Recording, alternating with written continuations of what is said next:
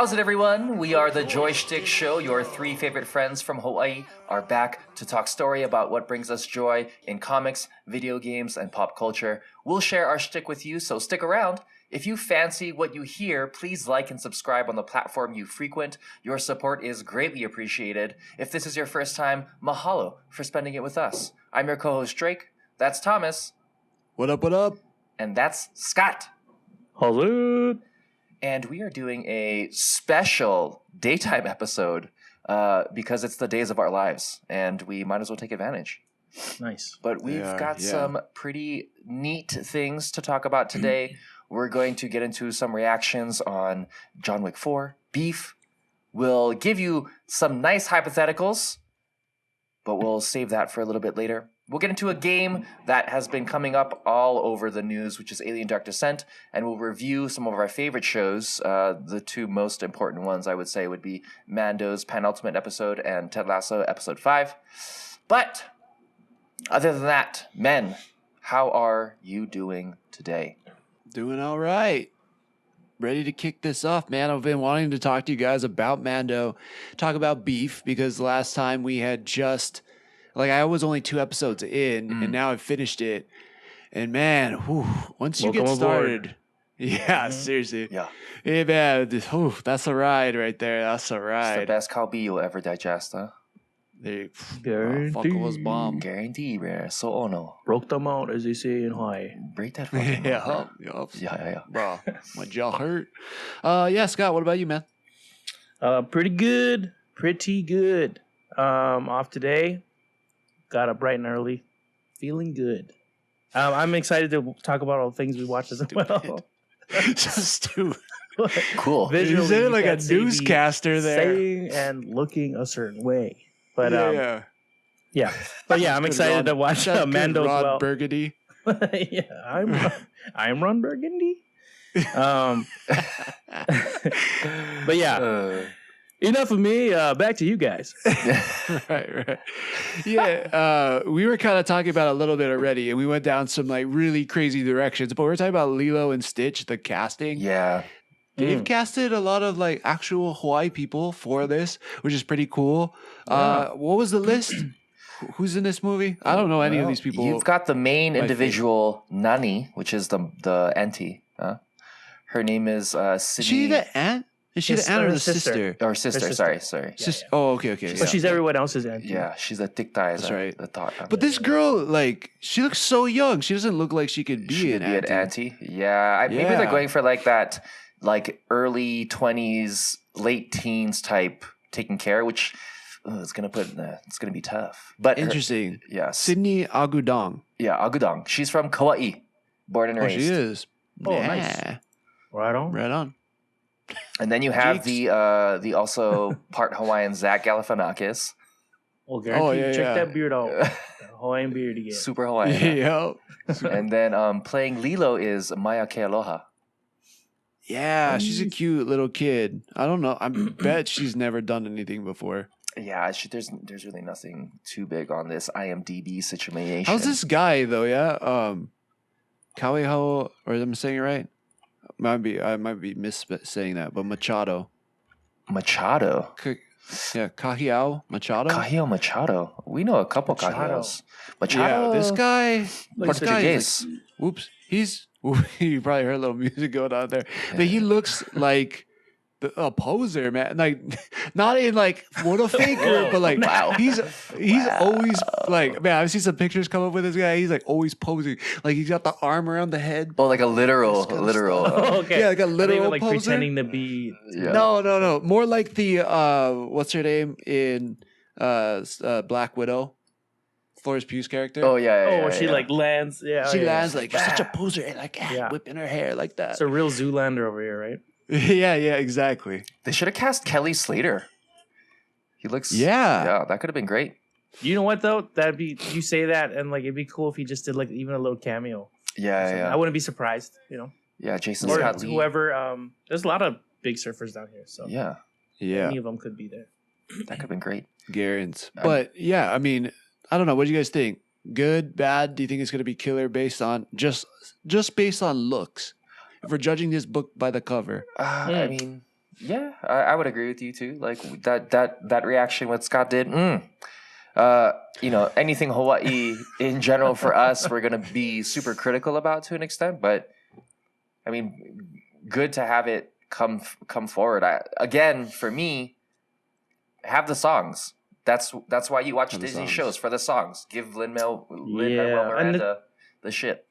And it's a good opportunity to like, show some actual Hawaii. Like, Hawaii, yeah. Like, because I know there was a circulating TikTok of like,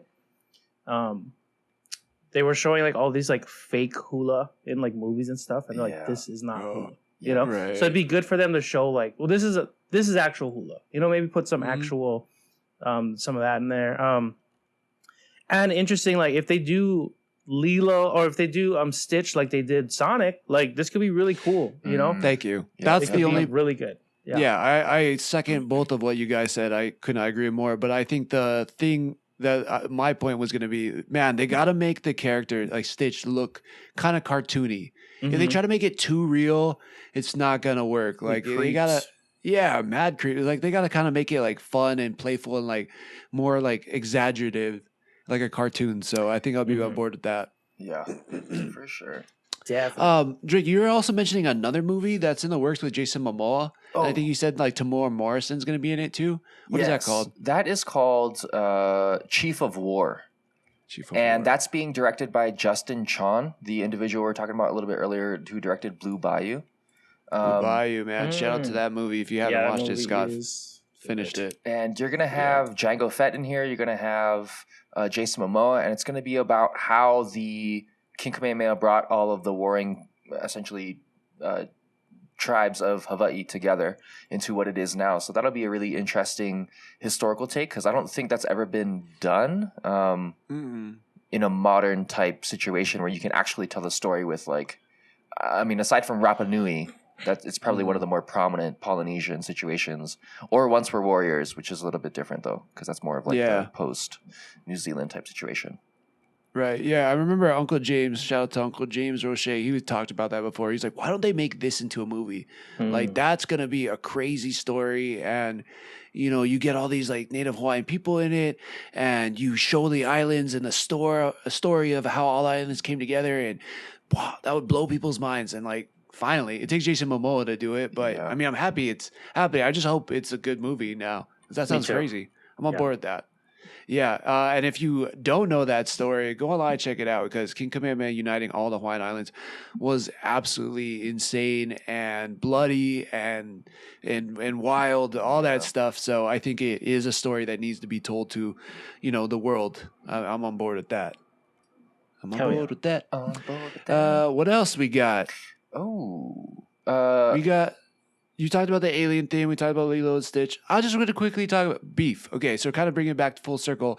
The way we got onto that actor, Justin Chong, I want to say, was because, what was he in? He was in Twilight. Yep. And I was like, he could play Stephen Ewan's brother in like a movie.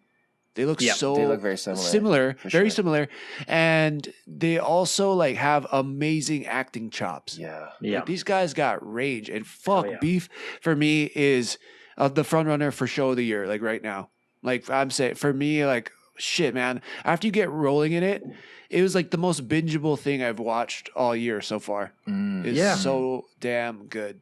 Yep. That's why Christine and I finished it in one sitting. Like it just keeps escalating. You're like, there's no way it can get like crazier than this, and it kept doing it. It's unreal. Yeah, the acting's amazing. Yeah, I agree with both of those things, and he's really doing a great job at directing these shows that are like Asian studded, Asian centric to a degree. He's also directed Pachinko, which is a TV series.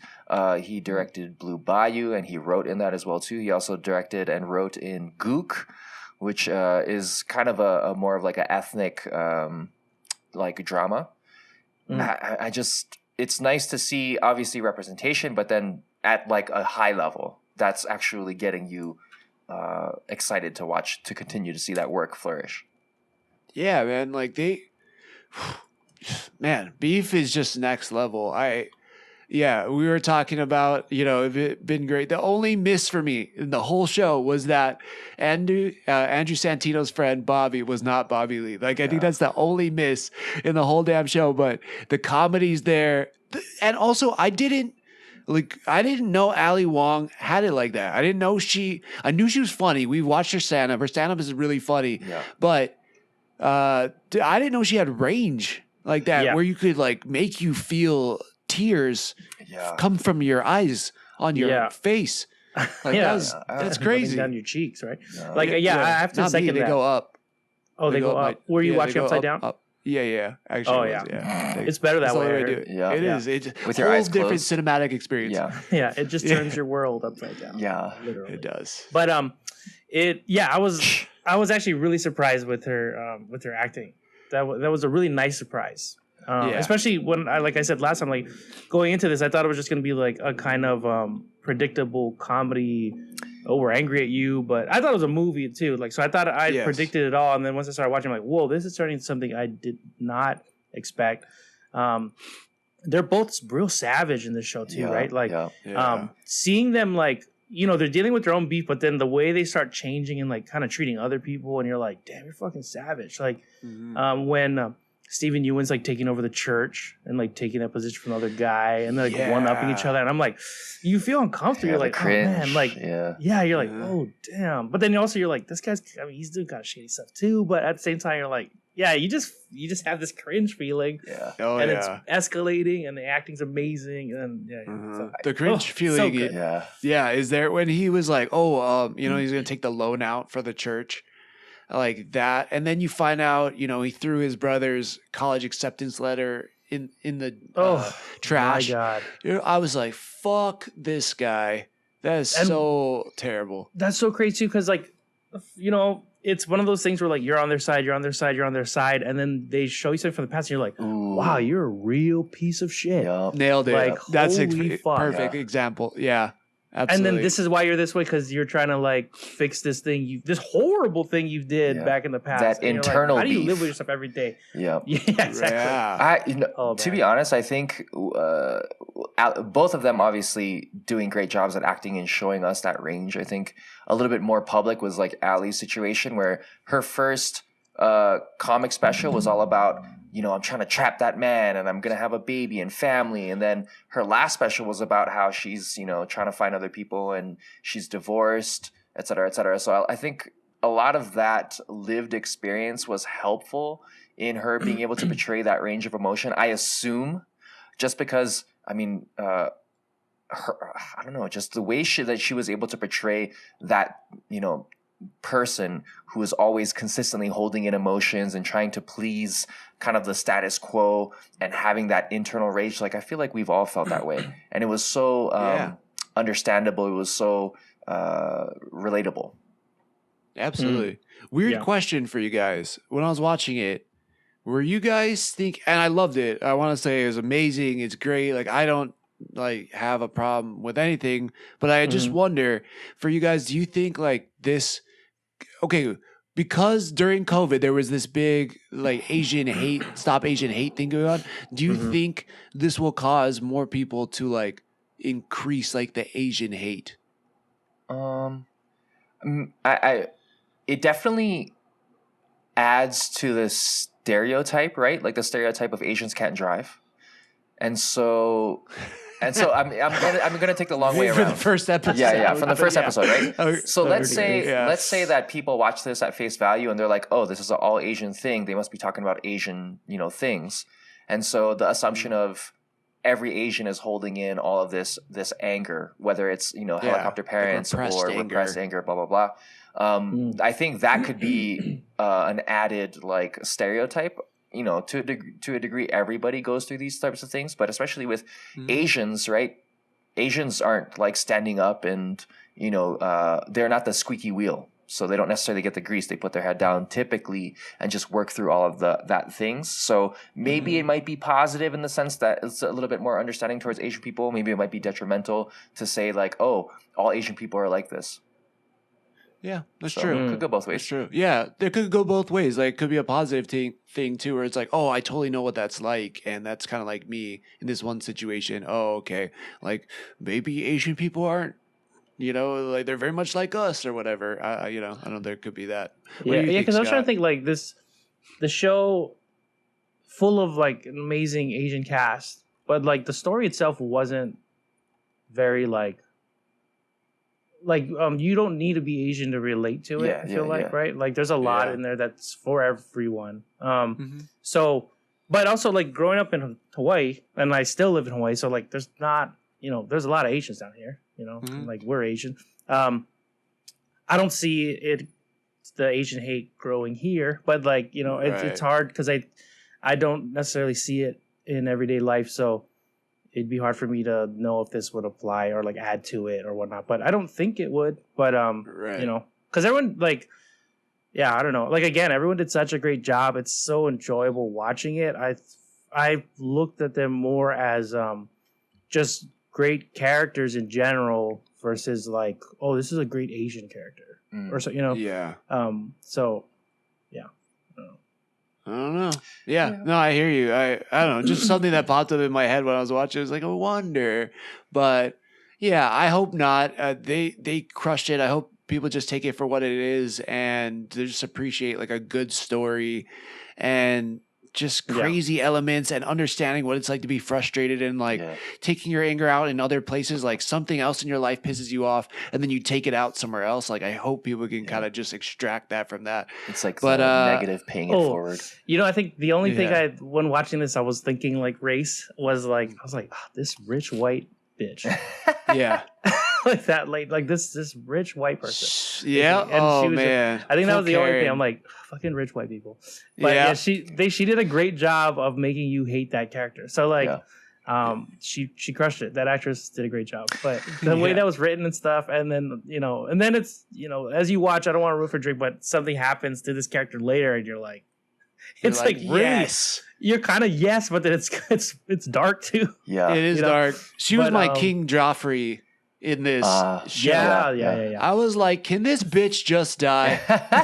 It's fucked up, but I was like, seriously, that's kind of She was what I was awful. thinking. Yeah, she was pretty bad. So, you will have to watch it to find Watch out, Drake. Beef, And then when Yeah. you watch it, we'll talk about the ending because guys, we're gonna come back and talk about this at least one more time. But that was the only thing I've heard from people like at work and whatnot. Like they were like, it was so great, but the ending was like just some people were not satisfied with the way it ended or the way it left. Right. I really liked it. I thought it was a great ending, but it'd be interesting after you watch it. I'll Finish finish talk that. about like how we all It's- felt about it. Yeah, it was a very A24 ending, I want to say. Yeah. and you can ask my mom and sister this. I predicted the end. I predicted Okay. it. Nice. Yeah, I was like, I bet this happens at the end. Actually, I'm gonna. Oh fuck. Well, now I just gave it away. Well, we'll get back to it. Yeah. Tune in next week if you want to hear what I predicted because Hooray! I predicted. There's All right. Nice. a lot more Asian content. Did you write it on a paper? Hand it Yeah, I over? did, and I dated it. Wow. Like it was Oh, Reddit. perfect. Like Wow. yeah, And you got it notarized see? at your local public library? yeah, I took it to a notary. yeah, exactly. I Dang, was like, okay. can you stamp it? And can you sign here? Yeah. And then send this to my attorneys. Okay, sounds Here we good. go. Copyright. Thomas does his predictions right. yeah. It's crazy. Yeah, absolutely. So one thing I can't predict, and I'm not even going to try to because this world has already gone in such crazy directions, is the John Wick universe. Dude, Yeah. you saw John Wick, Scott, finally. Tell us what JW4 was about. Yeah, JW4 was a pretty wild ride, dude. It was really enjoyable. I felt like this movie was solid, and especially like what say you see a review and it's like almost perfect. You're like, really? Like, Really? especially a number 4 film. I'm expecting a Right. lot of action, which they delivered on. A lot of cool action, a lot of interesting stuff. Like the Nunchucks, choreography. right? Yeah, there's some nunchucks. And what's cool is what I like is like, I guess John Wick, Keanu Reeves is getting older, right? So if you look at choreography he does in this movie versus the first movie, it's like you can kind of see the age a bit, but it's like realistic though the way he's doing it. So it's like he's tired at this point because what was this like the 1,000th dude he beat up and kill? So like it shows as well. But it's yeah, it's like really creative with the way they do things. Donnie Yen is in this as well, and he crushes it. He plays basically his character in the Rogue One, but okay. he's like he plays a blind guy really well, and he's an assassin. But it's cool. I like the way he does it because he's not full Daredevil, because like he'll do this thing where he's like reaching like figuring out where things are, Okay, I know. Kill. Like he's just like, and then immediately is like really good at what he does. So you don't know if it's like a fake or he's trying to play down his ability before he like crushes you. But he crushed it in this movie. There are definitely some parts that were like a little comedic, and I felt like I don't know if they were supposed to be or if they were like kind of nodding like, hey, the movie's getting kind of ridiculous now. We're gonna like get kind of ridiculous with it. Like there's a part where John Wick kind of kept falling down these stairs. Like there's all these stairs he had to go up, and then he falls down one set, and then he like somehow kept rolling to fall down the next set. I'm like, but then when he gets to the bottom of all the stairs, he stops immediately, and I'm like, is it more grippy at the bottom? I don't understand. Like, why couldn't you stop at the first? But it's still really good. If you're a John Wick fan, definitely recommend going out and seeing this. It was the highest grossing out of the series. In it too. Yeah. It's really fun, and I know it's a 3-hour movie, but I'd have to say it's a long movie. 3 hours? Yeah. No, I'm out. Ooh, bro. Oh yeah, well, it's not for you. Get out. That's right. But I'd say for your first time through, it doesn't feel like a 3-hour movie because it flew by. But second time through, you might end up just fast forwarding to all the cool parts you want. But I think it was really cool, even up to the end.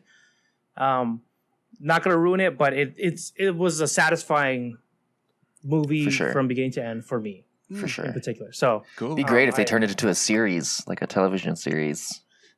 Damn it, you with your series again. Series is not everything is. Spin-offs. Needs to be a series. So if they did a series, you think it'd be like young John Wick when he was still like? Yeah, when he was still in the thing. Yeah. How could you Who would do be young that, Keanu? though? Who's a young Keanu? That's a great question. Oh, you know, it's another fun thing. I don't think there is. Apparently, I think Keanu. Someone did a calculation of like how many words he said in the movie, and it's like less than 500 or something. Oh wow. Yeah, he's just like a lot of it's like, show me where he is. He doesn't have a lot of lines in general in movies, huh? Yeah. Well, I think it depends, but this he one had in a lot more in sense. Matrix than he did in in John Yeah. Wick. So, which I think, I mean, they've had 4 Matrix movies. Now they've had 4 John Wick. That's just not his character. He's like just the, what do you call it? Like, I can't even find the words for saying less words, but like he just like, he doesn't talk much, and have 4 it Bill and works. Teds Like, too? Yeah, he's like a say less in a good way for him, right? Like like an old gunslinger kind of. Yeah. Oh, and that's cool. That's a good point actually. When watching this movie, I was like, this kind of reminds me of like the modern take on like old westerns and like kung fu movies. Like there was like a good mixture of like gunplay and like martial arts stuff, and I'm like, man, this is like, I miss growing up watching like westerns or like Jackie Chan movies, Jet Li stuff, and I'm like, this is the modern that, like, and of course Donnie Yen's in it, he's Ip Man and stuff. But they do a John Wick 5 here. Satisfying. They've talked about it. I mean, it's as far as series goes, I think they are doing the Continental, which is like the story about how that gets set up, and then they're doing Ballerina. I don't know if that's a movie or a series, but that's with Ana de Armas. So. On IMDb, they're saying there's a Constantine 2 happening. Yes, we've talked about that actually. Did we? When they had the DC announcements, we talked about that. But I know that was the one wanted to have he that. said he wanted to do. Yeah. So he's great. Okay. Yeah, another thing I think so far in the John Wick universe, they talk about like only 7 of the 12, like, what are they called, factions or yeah. Oh, the houses or the houses or whatever. So like I guess there's more to build on that too if they want to dive into however they want to do it. But I feel like the universe with a good story is interesting enough. Like, right. They could definitely build off of this, but I'd only want them to do it if the story's strong. I don't want them to like ruin it.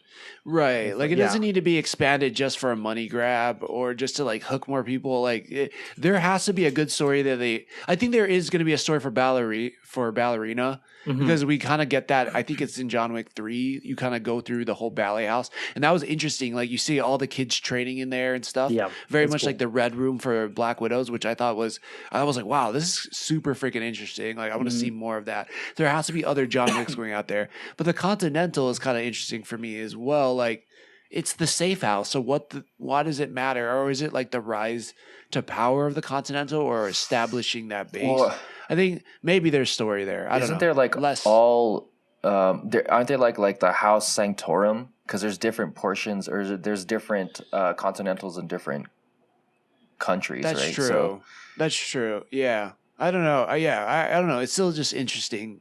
Yeah. Is it going to be a time skip? Like, when was it set? You know, is it like, oh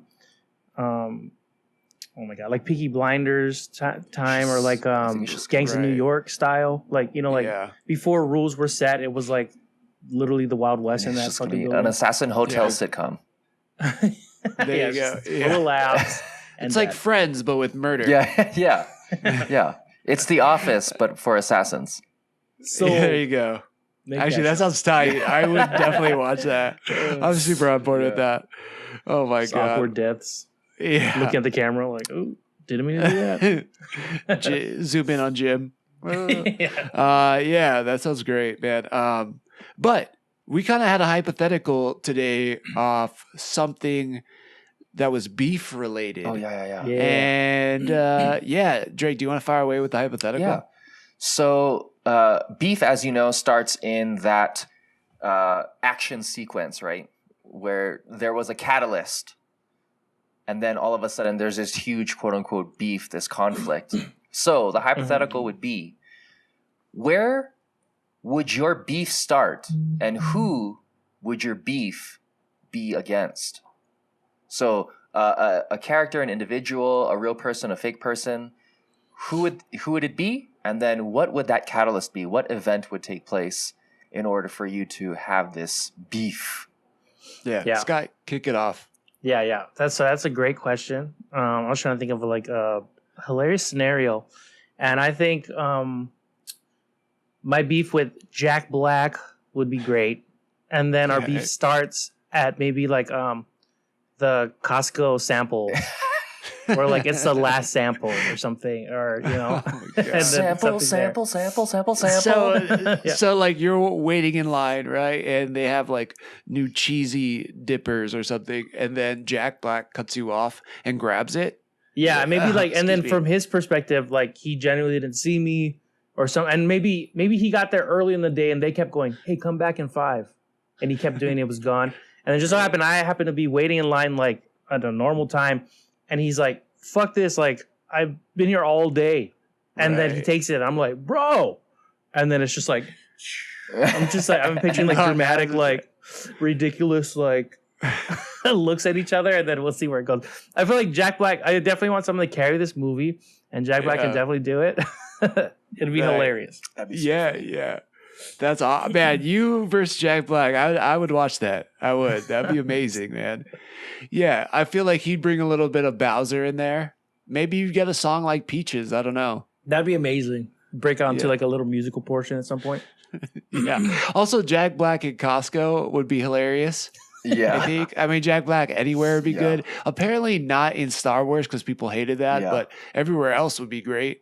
Yeah, what if he was in Costco in Star Wars? Yeah. Oh, Star Wars Costco. If there was a Star Wars Costco and then Jack Black was like the manager, like stickering things, like, fuck, hey bro, that'd like, be what's hilarious. Going on? I don't have a lot of time or something. That'd be like funny. that'd be so funny. Oh man, that'd be good. I want that. Mm-hmm. Okay, mine is gonna go. The guy who plays Mitch Maisel's mom and Miss May, he was also Monk. Oh yeah. I forgot what they Shia LaBeouf? No. What's his name? No. No. Shia LaBeouf. He's like way older. Tony Shalhoub. That was close. Shia LaBeouf. That was pretty good. Yeah. It almost rhymes, maybe. Maybe, yeah. Yeah, completely different people. So yeah, different age. Tony Shalhoub. Yep. Yeah, but him and I would say, dang, mine also has to do with a sample. I guess I was thinking Baskin Robbins.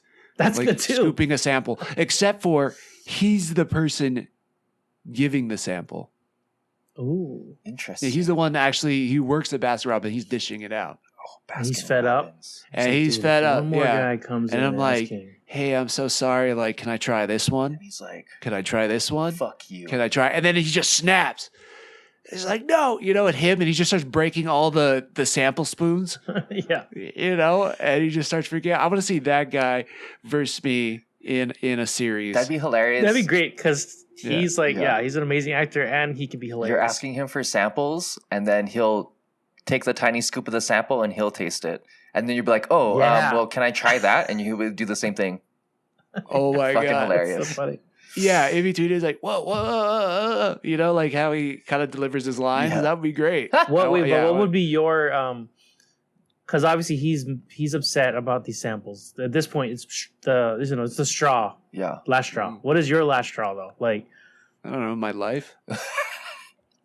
No, I'm just okay. Jesus I'm just- your Christ. life depends on I'm getting this just fucking mad. ice cream. Yeah. Yeah. You're just someone who can't hold it together. You're just like, give me my sample. Like you Yeah, whooping everyone. that's it. Everything's going wrong. Taxes are due. Bills are coming up. Car doesn't start. I stubbed my toe on the bed. Everything is just Yeah. like bad. And that's it. My last straw. All I wanted was a fucking sample. And he's like now breaking all the spoons and he's Dude. like sampling everything himself. That's what what I'm imagining now. Like, because beef starts with parking lot. You got to drive Yeah. there, right, to like get in there. So I'm imagining like you just got done with the first beef season, like the car thing, it grew, whatever, blah blah, and then now you're like, okay, going to Best Prize, new beef starting. Tony Yeah. Shalhoub, this season 2. This is That'd be season 2, awesome. I think. Yeah. No, okay, not gonna lie. Okay, so I just went to visit my sister, right? And Yeah. we pull in this parking lot, and it's one of these like kind of weird parking lots. It just was set up so stupid, like doesn't make sense, right? There's like literally in the middle of the parking lot, there's just like parking that's like opposite ways. Weird. So just like Yeah. it's just one of these like super like Mililani Shopping Center, Yeah. that's like super dumb parking lot. Sorry Yeah, whoever yeah. designed it, but that No, it's that parking lot's it's terrible tight and as it's hell, small. yeah. It's tight. So my sister goes up and we're like pointing out. I'm like, okay, hey, there's a parking spot over there to the right. Right. So she goes and we have this big Suburban and so she was going to reverse in. So she pulls up to reverse in there and not even kidding, this lady in a Volvo just boom, straight in the stall Wow. while you're about to reverse. And I was like, we were all looking at each other like, did that just happen? Like this bitch just literally pulled right into the stall. And it was one of those moments where I was like, am I going to have to snap right Yeah, now? You followed her I to was her like, house, this is- and then you murdered one of her kids. That's where it started. That's where the beef started. But it was one of those moments. So yeah, I think after that, if that happens to you and then you have to ask for a sample with Yeah. Tony Shalhoub, Yeah. like it's about to pop off, man. Yeah. You start not giving me my samples. It's Yeah, game because over. you already held back. Yeah, that would be your thing. Like all these like moments where you're like, not worth it, dude. Not Yeah. worth it. And then Tony Shalhoub was like the Right, last right. one. You're like, you know what? Fucking worth it. Okay, worth it. Yeah, Yeah.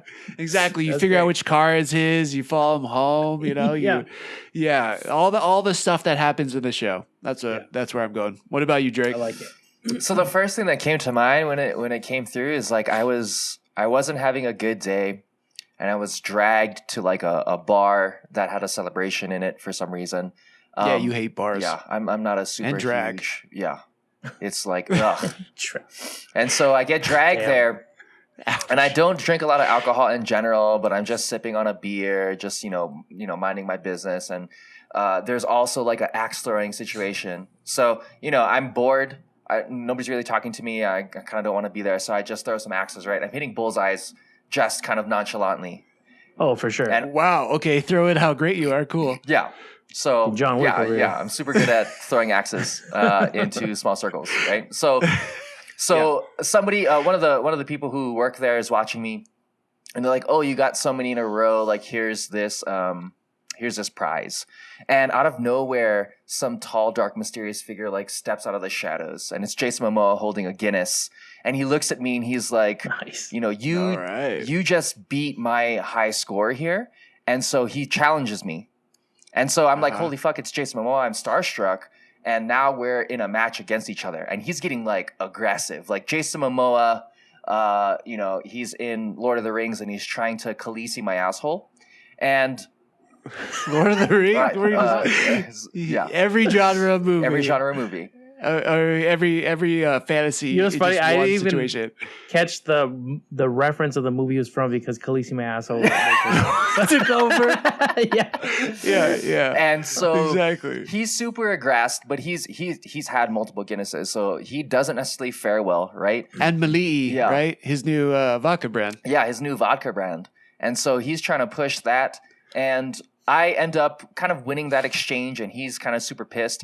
I end up going because the people I'm with leave, and throughout my day, the next day, I see kind of Jason Momoa, and I don't really know if it's him because I'm just like glancing over, but he's just following me, right? And all of a sudden, I love that you can't tell it's Jason Momoa. Yeah. Just for this situation. I feel like that guy would be impossible not to notice. yeah, he's in disguise. You know what I mean? He's Like- in disguise now. He's right? in disguise. Okay. He's okay. trying For to He's got two find mustaches me on. at a vulnerable We don't know who that moment guy to is. pounce. Yeah, he dyed his beard. Unbeknownst to me, right? So he's in different places.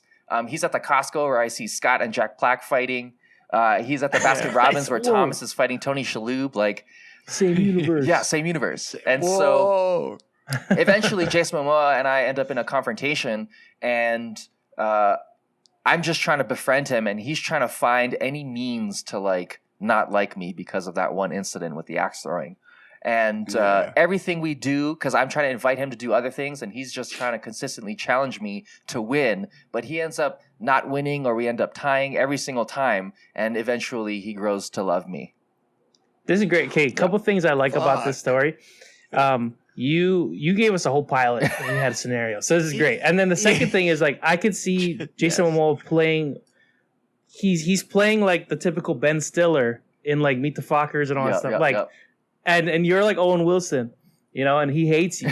Like that's great. Like, so the whole movie it's like he's like he can't get his own, and like yeah, that's great. That'd be hilarious. And it's kind of like a bromantic comedy. Yeah. Yeah, I love Same that. universe. That That's is good. Yeah. Fuck, I want to see that. I want to see this like hyperalized version of Jason Momoa who hates you, who's not the friendly Jason Momoa everybody else gets to see, and that you are just like, man, I love this guy. Like he's the man, you know. Like you're just complimenting him, and meanwhile he's just like trying to crush you at every moment. That's great, and you're unaware. And he'd I be love like, that. he's like, oh, man, he's so perfect. I'm like, fuck this guy. Like, and you're like just casually doing things. Yeah. He's like, oh, he's like all like ripped and jacked and like, you know, like ladies are trying to talk. He's like, not right now. Fuck this dude. Oh, yeah. Oh man, that'd be great. He's like Justin Ehan in my life. Oh. Like, just so good at Okay. everything. so good at everything. Oh, is this your Yeah. first time doing this too? I'm amazing already. Yeah. Like, Yeah. Oh yeah. Great damage, I just Justin. tried. What's the first time I've ever done this? Buckets. Yeah. Wow, that's good, man. Damn, that was solid. Oh, I love that. I think you had the best one out of all of us for sure. Yep. Well, All right, we watched some other things as well. We watched Mando, the new Mando episode, or should we start with Ted Lasso? Nah, we'll just do Mando. Yeah, Mando episode 7. Don't know what it was called. I think it was called The Spies. Oh, I think it was. What do you guys think of it? Think of it. I think I said bit. I thought it was good. I thought it was action packed. We got to see a lot of Mandalorians. A lot of Mandalorians.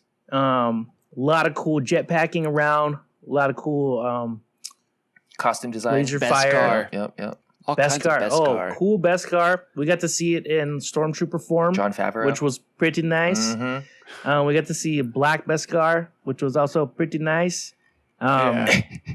We got to see the big railgun being fired Tick, tick, tick, from tick, John tick, tick, Favreau, tick, tick, tick. which was great. Yeah. And That see was it cool. over A lot of it. He's accurate too, which is pretty impressive. Yeah, Yeah. true. Yeah, I thought it was cool. So we're gonna talk about this. I was like, yeah, so great. And then you brought up a lot of good points of why a lot of things don't make sense. And I was like, yeah, you're right. So we're gonna let's dive into that. Yeah. I mean, Drake, you can take it away. I like, it was just weird for me because Yeah. this episode, a lot of people really, really liked. And there was episodes this season that the internet seemed to hate Yeah. that I really liked. And I didn't care for this episode as much as I wanted to. So it was weird. Okay. Okay. La, la, la, la. Well, let's see. From a visual standpoint, stunning. From a story Yeah. standpoint, Okay. it definitely Yeah, fair. brings more into the fold and kind of is putting together a lot of like the ancillary things that Star Wars has been doing to create this huge, bigger kind of underlying story, and potentially changing the plot of the last three sequels. But being able to incorporate the Mandalorian suit into what Moff Gideon is doing, and able to incorporate the sacrifice of Paz Vizsla, because the original Vizsla Tar Vizsla was a Jedi / the creator of the Darksaber. You get to see the Praetorian Guards, who played a big part in the sequels, and also too, like, that very iconic red armor and those whatever the types of weapons they use. You got to see a little bit more of the purple inner ladies. workings of the Imperial situation in the background and going into the First Order. So those are the things that I think stood out. Yeah, let's talk about the Shadow Council. Like, I don't know, how'd you guys feel about it? It felt like it was like, oh, okay, cool, we get Moff Gideon. Yeah, he was the one behind the scenes the whole time, which I felt like was kind of obvious. But here they are, and then we see the Shadow Council, and there's a ton of things they kind of leak in there about what might be going on with the Empire, or how the Empire was acting or conducting their operations post, the fall of the Empire. And I don't know, it's just weird for me. Because I'm like, dude, the Empire and the Republic both kind of suck. They both, they come to power and then lose. And then the other one comes to power and they kind of lose. And it's like, why do we even care at this point that they're just kind of doing this dance between one person succeeding and another one failing, and then they succeed and fail? Like, you know what I mean? Like, and also, I don't know. I just was like, wait, so every time, the Republic beats the Empire, they're still kind of lingering. Every time the Empire takes over, there's still kind of like these. I guess the rebellion was a little bit different, but I don't know. I just wasn't like super stoked about that. I don't know why. I agree. Yeah, I with mean, you. I just weird. kept. Oh, sorry. Go. Oh no, I was gonna say they didn't do a good job at making Thrawn seem or feel ultimate.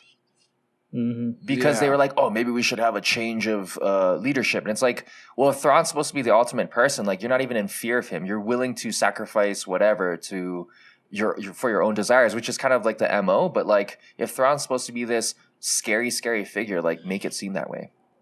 Yeah, it also seemed like they are like, oh, you mean that myth, Thrawn? Yeah. Like, no one even knows if he's a person. Like they made it seem like, Right, and then right, he's just gonna appear one day like Jesus, and then like just And be command. like, I'm in charge of all of you. Yeah, and they're like, whoa, he's so good, dude. Just give it over to him. He's so good. Like, Right. yeah, it just seemed like, that seemed weird. So I agree with you there. And then also, this is probably only my brain thinking this way. I was like, man, I bet you some of them have to secretly do these meetings all the time. And like, I wonder if it's hard for them to like get away to do these meetings and like not be found out by like because they're undercover, like the lady in the alley. But they're like, we got to meet at 8:30. And like, fuck, I don't know if I can make 8:30. Like, Right. I thought that was just kind of a funny scenario. They're all there like for this meeting. And also, I'm like, I don't know who really any of them are. I heard Thrawn, and then I know Gideon, and I'm like, cool. Other guys are just bad guys. Right. And that was just me, my simple Star Wars brain. Like, I don't know as much as everyone else, but No, yeah, definitely. They pointed out that one of the guys, so the person who was in charge of the First Order in the threequel movies at the end, or like the new movies, one was his dad. So his dad was like a part of this Shadow Council that helps launch the First Order. But then they were talking about cloning, and Moff Gideon goes, cloning, that's not my thing. That's your thing. That's your specialty. But we know that last season he was cloning people. So is he just lying to everybody? And also, it made me think, how many forces do these guys have if they're supposed to be undercover? And it seems like they have like an insane amount of soldiers still. Yeah. Like it just kind of blew me away. One thing that right off the bat threw me off was Ilia Kane, right? We're at the lower levels of Coruscant. She gets pulled into this alleyway, and there's like an Empire drone that's just like floating around and then just like projects Moff Gideon. I'm like, those drones can just fly around, and people are like, that's cool. Yeah, you know what's hilarious too? I thought I was like, could this projection be any bigger for this secret area? Like, could you He had be this any little bigger? one. Right. Could it be any bigger? He had this little one, and then hers is like giant, and she's like looking like, I hope no one sees this. This giant ass fucking light back here. Like what kind of stealth action's going on here? Yeah, I thought that was hilarious. So that was hilarious. Also, like anytime, like it was so hard for the rebellion to get organized enough to like become the rebel alliance, right? And the fact that the rebel or the empire in this situation is all trying to double cross each other, it's like kind of amazing to me that they could even coordinate enough to then create the first order that could like then throw over, then overrule the New Republic again. It just was like, wait, where we go? Like all that stuff was like, all right. So I'm like, okay, this is kind of cool though in a concept, and like there's still these like hidden factions working together to like overthrow the New Republic. Okay, cool. Like we can move on to that. All right, tight. Then we get back to the Mandalorians, and it just like is weird to me. Because we were talking about this, all of a sudden the armor is just cool with like these bunch of Mandalorians who don't take off their helmets. When in episode 1, she was like, Mando, you're not a true Mandalorian anymore because have you taken off your helmet in front of people? Yes, I have. Yeah, you're out. You're out. Go bathe in some living waters in a toxic planet that we don't even know exists anymore. Go do that, and then come back and you're with us. And then now she's like, hey, everybody's welcome. Yeah, you guys will wear your helmets. That doesn't matter. But Mando, remember that thing you did? Yeah, you piece of shit. You're out. But these guys are in. Yeah, like, these guys, they're cool. I mean, like, they look like they can fight. They look like they're, like, I could just tell. They're like they real got Mandalorians. Beskar. But they got Beskar. Yeah. You better go bathe in this fucking waters that I don't even know exist. Right. I hate you. Like, she has something against Mando for some reason, right? Yeah, and she's cool with everybody. It definitely adds. I don't know. It adds to the idea of, is she for the Mandalorians or with Moff Gideon? That's a good point, right? And so that's the rumor going around where like maybe the armor is the spy. And where do you guys fall on it? Do you think after hearing that and then kind of seeing this episode and seeing where the season started, do you think that she is the spy for Moff Gideon? Maybe, like, just because her character change is like so big. Like, she was so like, she led This Is the Way. It felt like, you know what I mean? She's like, she was like by the book. Way. And then all of a sudden she's like, you're saying, she's cool with everything. And she's like super inviting. Like, hey, I'm cool. Hey, dude, hey, live your own life. Like hippie now, it seems. Like, no, we just gotta. Right. It seems like definitely like, let's do whatever we need to so I can get to where I need to be by X time or whatever it is. Because maybe she's gonna go. She's like, Gideon is like, we got the best Beskar or Beskar, like you can like fucking make all the armor you want. And she's like, oh my God, tell me more, and then like maybe she's sold on that. I don't know what her drive is, but I could believe if they're like, she's a spy. Yeah, I'd believe it. If they're pushing towards like Darth Maul and kind of seeing him how he was in Rebels, then I'm all for it. But it's just hard to know where it's kind of going because we don't necessarily. It hasn't given us information yet. So hopefully that's what the season finale does. But we'll see. Yeah. I just don't know what her motivations would be. And there's another rumor that she was a part of Maul's. What are they called? The Mandalorians, I think is like the online name for them. But he was like the last true ruler of the Darksaber, and she could be a part of that unit, which I understand that motivation. But if she's not that, I do not understand what her drive is. Then we go into the mines. Oh, no. We meet the pirate Mandalorians. Oh, yeah. Who are just chilling on the planet the whole time. They were just there. Yeah. Like somehow they thought the planet's inhabitable and there's Mandalorians just living on the. I'm sorry. Like it sounds like I just hate this episode. I don't. No. I just like didn't love this episode as much as I loved other episodes. And it's like weird because I actually liked the Jack Black episode where it was like a kind of a detective mystery. Like I liked that. And then it was like Scooby Doo where it was like it was the security guard the whole time. This one I was like, I don't know where we're going in this episode, and I don't understand what I'm supposed to feel about the characters in this episode. And I think that was like really weird for me because it's true. This wasn't really about this season really felt like it was the farthest departure from Mando and Grogu. And in this one, I don't really know who I'm supposed to root for. Although all I could say at the end was like I felt bad that Paz Vizsla, when he was finally becoming a cool dude, he ends up getting like stabbed. Gets like Julius Caesared a bunch of times, and Yeah, he went out like a champ though. Like a He champ. did. That's a cool way to go out. He's going to Valhalla for sure. he should. If Mandalorian Valhalla, that guy deserves it. Yeah. So it was just really interesting. One thing I can say, I agree with you, Drake. Like the visuals in this episode were really badass. Did you guys think when that monster was bursting out of the ground, when they were on like the pirate ship thing, that it was the mythosaur?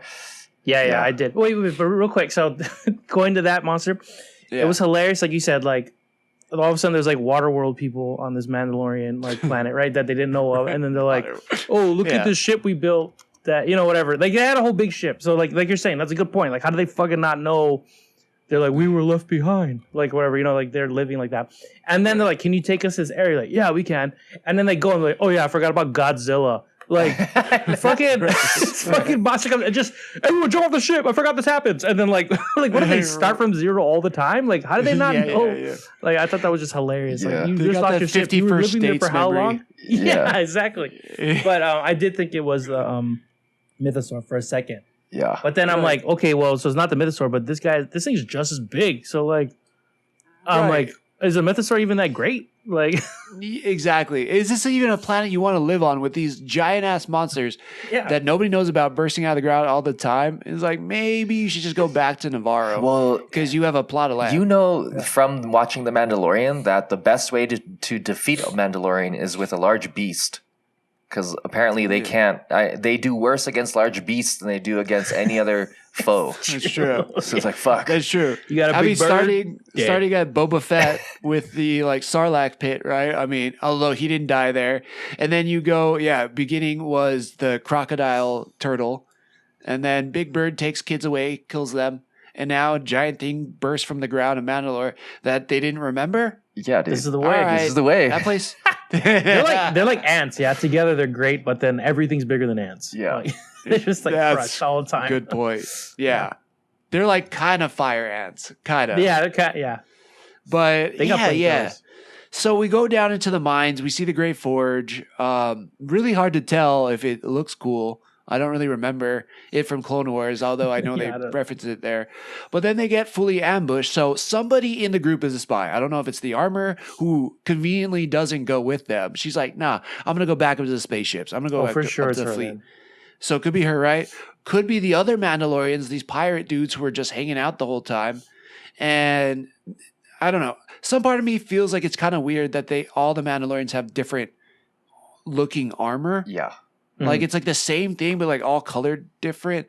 And like I feel like it looks so janky from the Children on the Watch, but that's just, and also Mando's is just like shiny silver, and like nobody else in his tribe has that. That's interesting. So. There is the only uniformity is just kind of in like I guess the structure and the design, but the color schemes like it's very weird. Because even all of Bo-Katan's Night Owl situation, all of them have very similarly colored, so it looks like a uniform. And then the other one just kind of looks like, I like green, I'm gonna put it on there. I like yellow. Like okay, what? Yeah, baby blue. Well, what I wonder about theirs is like, I wonder how much control they have over the color. Like, I wonder if they're finding Beskar and be like, I found this blue one. Can you make me a fucking shoulder pad or something? Yeah.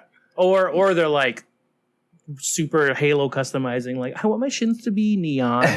And like just changing it up. Halo, but too much taking off their helmet. Yeah. Right. Like okay, so there's that, which I don't really like that. I'll be honest. Like I want them to look like a unit and look badass. But then we do get the unit of these stormtrooper like. I don't know. I don't even know if they're Mandalorians or if they're just stormtroopers with Beskar armor and jetpacks.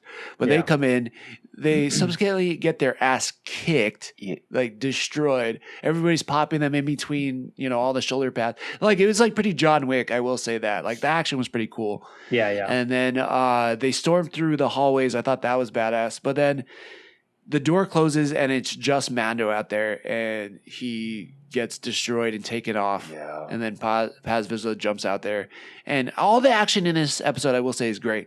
Yeah. It's just like I don't know where this is going, and I don't know what kind of ending they can bring in this final episode where I'm going to be like, sweet, that was perfect. Like they nailed it. I just don't know how they could do that based off this episode because it was so all over the place to me. Yeah, that's true. I know. Yeah, it was kind of weird too. Like Grogu got a weird suit, and I thought it'd be like play more of a part. But I guess it I didn't even know it ran Just for a one thing. vehicle. He's like keep up, and he just ran away from Grogu. Like you don't even know if it runs, and he's like in the back. I'm like, I thought this was like your buddy, dude. He could have got shot and died. Not to mention when that kaiju broke out of the ground on the ship, 2 other Mandalorians grabbed Grogu IG-11 or IG-12 and fly up with him. Yeah. He was just like, I'm out. Mando's like, peace. Strips back for sure. And then, another thing too is like when Bo-Katan went ahead and cut that hole. I was like, big guy's not fitting through there. You need a bigger hole. Yeah. I'm like, there's no way. I was like, he's gonna get stuck and die. And then he's just like, nah. He saw the hole. And he's like, just go. Like he was like, he doesn't want to die. Like try to fit through a hole. So he's like, I'm just gonna fucking die like a fucking cool dude. Boss. You know? Yeah, like a fucking boss over here. Cut a bigger hole next time, Bo-Katan.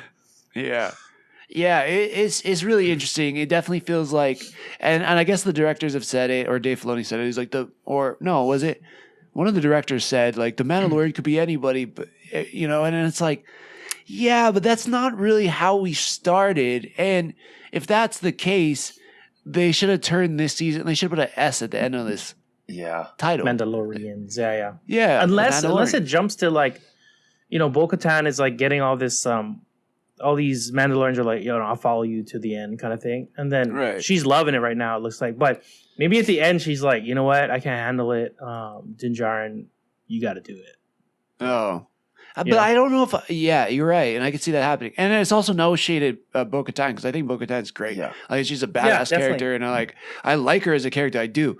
It just like... I feel like I got bait and switched this season. Yeah. And then... like if she's just like, I can't handle it, you take it back. She's still... There's a faction of those Mandalorians who are not going to follow Din because she has the dark saber. Yeah. So it's that's the thing. Maybe it's like, she'd be like, it never was mine to begin with. Which is such a... Hands it back. And then he's like Jon Snow, and he starts leading. He's like the leader who never wanted to lead. That's the best leaders, right? So, Which is... it's then it's going to be like episode 1 and 2 where it's like, you have this mission. You got to go to Mandalore, redeem yourself. And then like episode 2 is like, okay, you redeem yourself. Okay, sweet. They're like, wait, because then you're this done. Episode 6, he gave the sword back to her, and then you're said like then if episode 8, she then gives it back to him, and we're like, nothing in the show means anything. They're just handing it over. Yeah, the more they give it to each other, the less it means anything, right? Right. Sure. Yeah, it's like a hot potato. They're going to give it to Grogu for a little bit. Yeah. I'm not hating on it. I love the action in this episode. It just like was really weird and all over the place for me. Dre, how did you feel about this episode? I definitely felt similarly. It left me with a lot of questions, and it makes me believe that they'll answer it in, the upcoming series or the upcoming movies, which is fine. But then as a fan of the IP of the base, if you're questioning it now, like how much work do they have to do for non-fans, right, in order to help everything connect? Because like with the Thrawn thing, with the Mandalorians, like are they going to be a part of it moving forward? Like are they trying to explode him and kill him off? Like what is Moff Gideon's ultimate situation? How is the Bad Batch and their cloning thing supposed to be in a similar situation as here? And then with what is it called? Ahsoka. How is it going to push off from the Rebels and connect all of these together? Because you also have another Mandalorian in Ahsoka with Sabine Wren, and the Wren clan plus the Kryze clan have been super huge proponents of the Mandalorian. So, and then are they going to bring back things with Boba Fett? And because there is a Fett later on down the line who does become an actual Mandalore of Mandalorian. So. Oh, wow. With the lore, it's much like Lord of the Rings. Can they handle continuing to keep the path moving forward while staying true to the fan base and the IP? And how much can they degrade the material by making it so broad that anybody can just jump in and get into it? Those are kind of my concerns with it, because like I said earlier, the visual's great. The story obviously has a little bit of interesting holes. And then to Scott's point earlier, like the tiny little things like Moff Gideon being super huge in the hologram, and, you know, it's supposed to be like a spy thing. So I get it for the visual of like, we need to see what's taking place. Or even in the shadow meeting, like, Yeah. they didn't really do, for me, they didn't do a good job at like making me like, oh, who's in this room? They opened it up and everybody's there already. So they could have done, I think, a little bit more showing than telling. But overall, I think it leaves a lot to be wanted out of the final episode.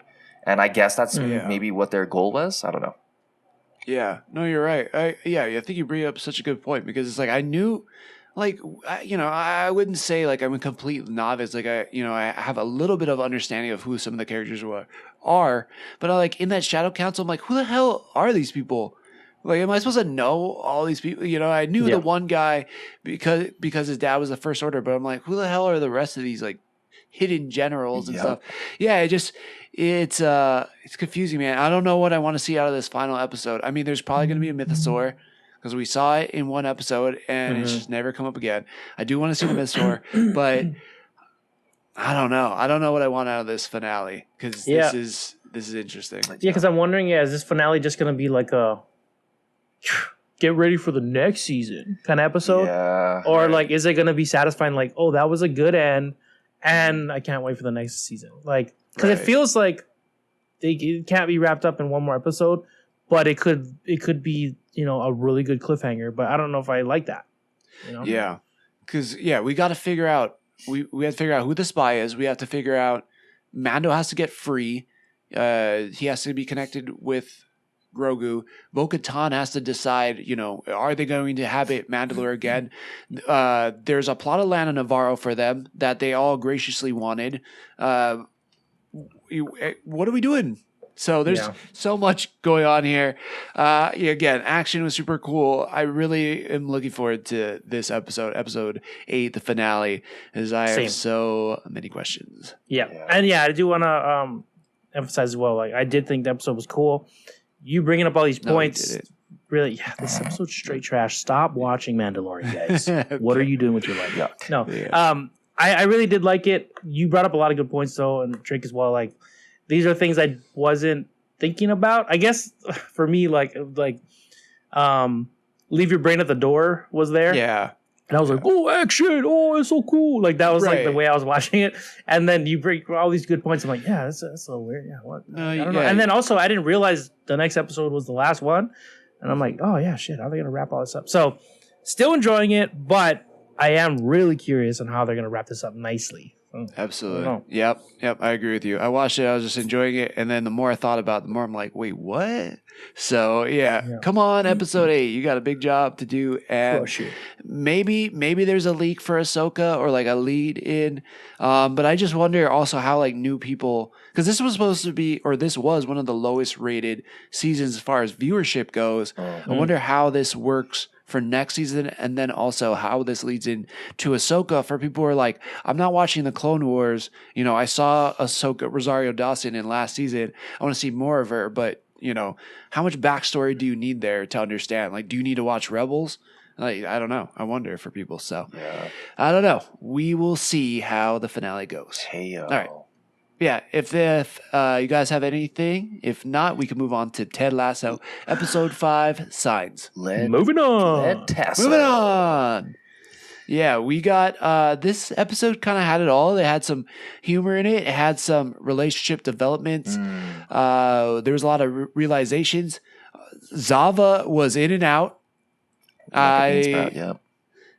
Drake, take it away on this episode, because I'm more curious to hear what you thought about it than my own thoughts. I think I think Bill Lawrence in general, and like that whole writing directorial situation, they do a really good job at keeping the title very foreshadowy but very broad, and you can see a lot of what took place within Ted Lasso as a whole, and from the first season to the second season to the third season, and now with this one, Signs, where literal, right? Because Ted Lasso talks about the believe sign and how they're like literally looking at the sign and it's torn and it's a quote unquote sign that things are going down. And then you have the figurative signs of, you know, the relationship between Shandy and Juno Temple's character. Yeah. Juno Temple's character. Character. Yeah. And that type That's so of you're so adorable. that type of character. And then you have the signs into which I forget what the boss's name is again. Rebecca, yeah, she's seeing all those signs come through for when she was talking to the medium, the psychic, and so man, I feel like I'm just mad libbing. Yeah, I know. Like I like can't find words. Thomas, you're the word finder. And then you have the leaving of Zava, which is a sign of decline, right, for a team because he's such an influential person. But then you have also the little changes of individuals. Now that Zava's gone, Jamie is now changed, and you have Roy Kent who's changed. You have Ted Lasso who's changed, right? So all of these kind of, you know, individual signs as well to the turn of kind of the show as a whole. So you're getting to kind of see not only the character development or even the character decline, but leading up into what we're going to see as like the ultimate climax of potentially Richmond getting back up into a place where they are going to have to battle West Ham for either a top spot or bragging rights or whatever. And all those things are going to conclude in a way that hopefully is going to be dramatic, but also funny and give us a nice closure to Ted Lasso as a whole. But I thought the episode in general was everything you said, Tom. Like it was light, it was fun, it had a lot of drama. You get to see a lot of character development, like we talked about earlier. But yeah, I'm curious to hear what you guys think. Yeah, the dramedies are so big right now, right? Like there were light moments, and then there were heavy moments too, where Ted finds out Henry's bullying, or he's like, "Oh, Henry's getting bullied," and then it's like, "Psych, he's the bully." Right? And you're like, oh, dang. Like, well, that must be so crazy. That was a crazy choice. Like, I can't imagine Ted has a kid who's a bully. You know what I mean? So, like, that part was a little hard for me to believe. All of a sudden, what is it? Keely starts making out with her boss. Yeah. Like, oh, wow. Didn't see that coming. Shandy was already kind of declining, but goes like fully off the deep end in this one. That was one of the better moments. Fuck you. And who's going to come with me? She tries to pull the Jerry Maguire and only the one guy. Yeah. And then, you know, he's like, all right, whatever. Todd, come with me. And he's like, actually, I'm going to stay. She's like, suck my dick. But so it's like so over the top. Some of it, it's just weird. It's just weird, man. I just sound like I hate everything this week, but it's just like it didn't.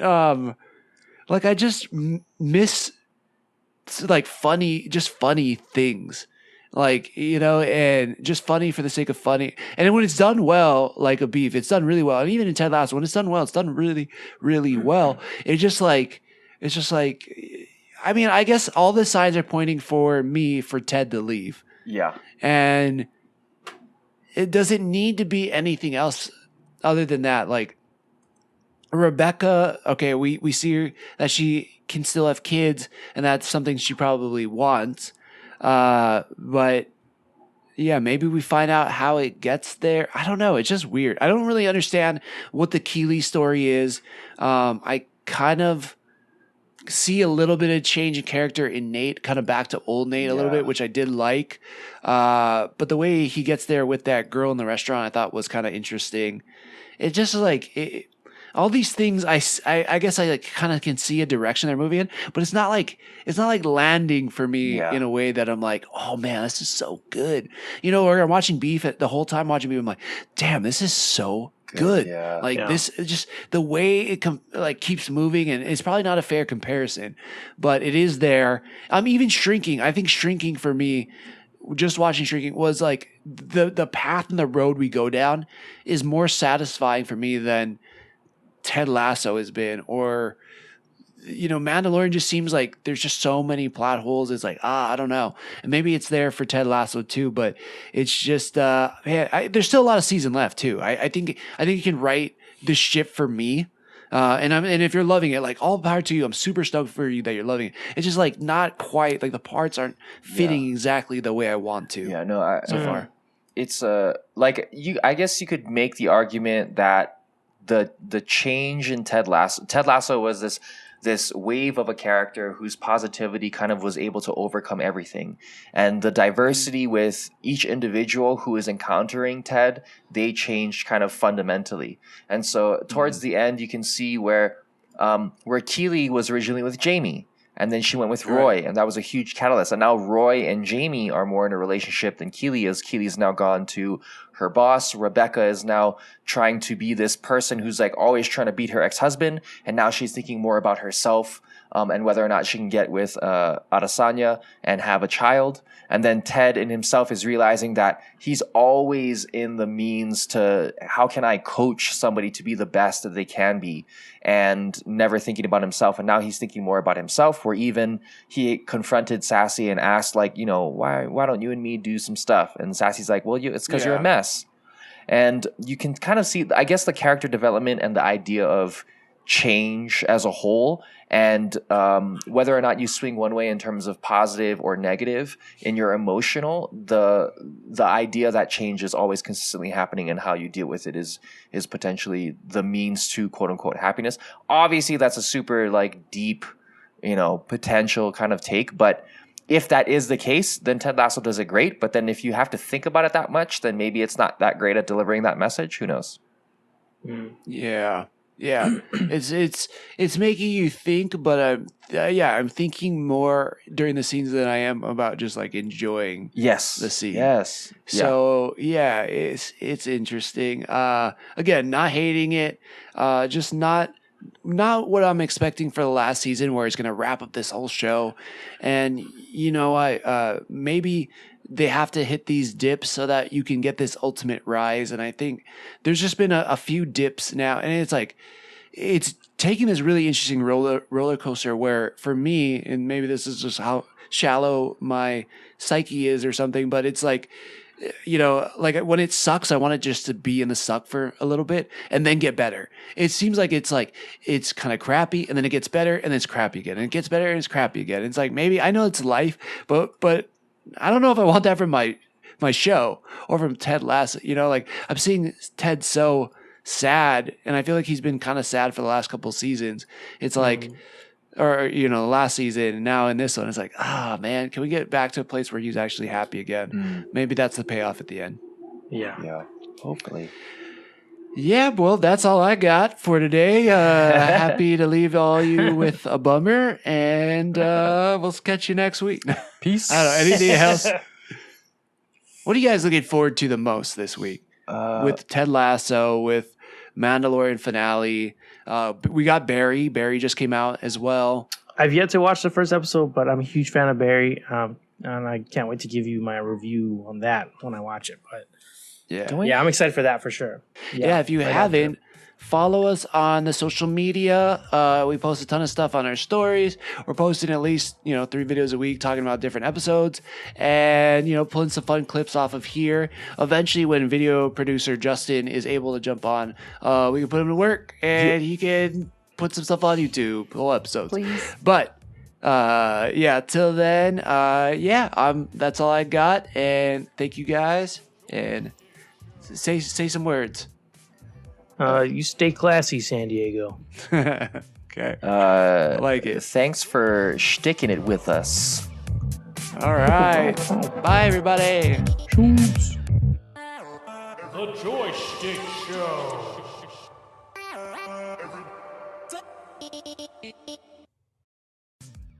If you've enjoyed what you've been listening to, we'd really appreciate a follow, subscribe, and a review.